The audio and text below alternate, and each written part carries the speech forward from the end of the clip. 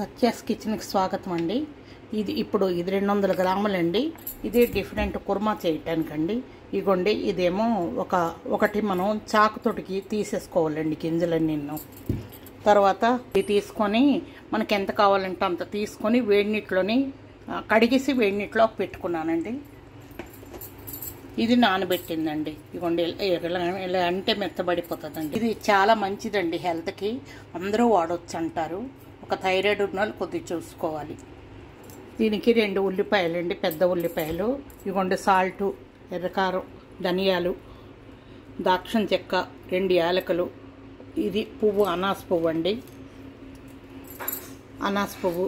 ఇగోండి 2 లవంగాలు, కొంచెం జీర, కొంచెం సోంపు అండి, చాలా కొంచెం జీడిపప్పు, కాజు కొంచెం అండి, కొత్తిమీర కడిగి పెట్టుకున్నాను, కరివేపాకు. ఇవన్నీ తక్కినవన్నీ మీకు చూపించానండి. ఇవన్నీ కలిపి మనం ఇవన్నీ కొత్తిమీర కూడా, కరివేపాకు కాదు, ఇవన్నీ కలిపి మనం మిక్సీ చేసుకోవాలండి. ఫస్ట్ మిక్సీ చేసుకోవాలి. ఈ చెక్క మొత్తం వేసానండి మిక్సీలో. ఇప్పుడు ఇవన్నీ వేసి మిక్సీ చేయాలి మనం. పచ్చి కొబ్బరి లేకపోతే ఎండు కొబ్బరి వేసుకోవచ్చు. ఒక టమాటా పండు కూడా ముక్కలు కోసుకొని మనం మిక్సీలో వేసుకోవాలండి. ఒక్కటి సరిపోతుంది. ఇప్పుడు ఇలా నలిగిందండి. ఇప్పుడు మనం ఇగోండి కొంచెం అల్లము, కొంచెం వెల్లుల్లిపాయలు ఒలుసుకొని వేయాలి. 2 ఉల్లిపాయలు కూడా కట్ చేసుకొని వీటితో పాటు వేయాలండి. ఈ రకంగా నలిగింది. ఇప్పుడు మనం ఇందులో ఇవన్నీ వేసి మళ్ళీ మిక్సీ చేయాలి. ఇవ్వండి, ఆవాలు కొంచెం, మినప్పగుళ్ళు కొంచెం, జీలకర్ర కొంచెం వేసామండి. అవి వేగాయి. కరివేపాకు,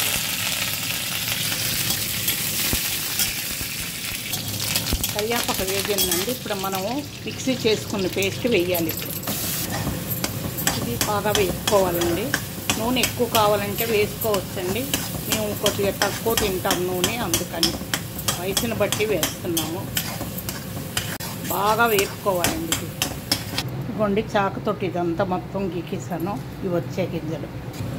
పేస్ట్ తగినంత వేగిందండి. ఇప్పుడు మనం ఇది జొన్న పొత్తు గింజలు వేయాలి. ఇది బాగా కొంచెం వేపుకోవాలి. వాటర్ పిండుకొని వేసేయాలి. మొత్తం వాటర్ పిండుకొని మనం వేయాలి. అదొక 2 మినిట్స్, ఇది ఒక 2 మినిట్స్ వేపానండి. ఇప్పుడేమో మనం మష్రూమ్లు వేసుకోవాలి. మష్రూమ్లు కూడా వాటర్ పిండేసుకొని వేసుకోవాలి. బాగా కలుపుకోవాలండి. ఒక 2 మినిట్స్ బాగా కలుపుకొని ఇలా వేపి కాస్త వాటర్ పోయాలి అవన్నీ ఉడకటానికి. అన్నీ కలిపి ఈ రకంగా వేపుకున్నామండి. ఇప్పుడు వాటర్ వేయాలి. అన్నీ తొందరగా ఉడికిపోయినవేనండి, లేటుగా ఉడికినవి కాదు, అందుకని మనం ఇప్పుడు వేయచ్చు వాటర్. ఇది మష్రూమ్ మిక్సెడ్ కుర్మా అండి.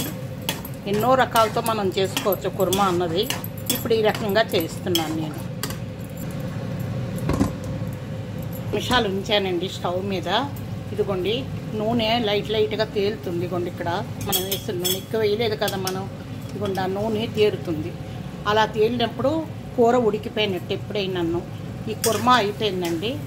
మనం చపాతీతో తినొచ్చు, ప్లెయిన్ దోసతో తినొచ్చు, అన్నంలో కలుపుకోవచ్చు. చాలా వీటికన్నిటికీ సూట్ అవుతుందండి ఈ రకంగా చేస్తే.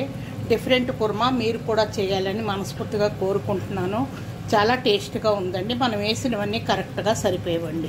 Thank you.